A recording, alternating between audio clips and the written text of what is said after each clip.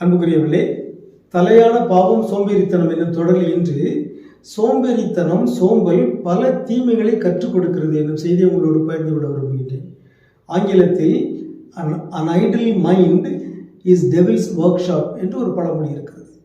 சோம்பேறியினுடைய மனம்தான் அலகையின் தொழிற்கூடம்.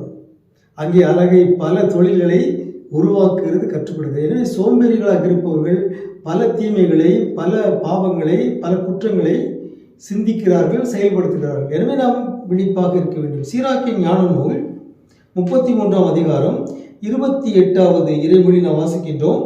அவனை வேலைக்கு அனுப்பு, இல்லையே அவன் சோம்பி திரிவான். சோம்பல் பல வகை தீங்கையும் கற்றுக் கொடுக்கிறது. எனவே ஆன்டி சோஷியல் எலிமெண்ட்ஸ்,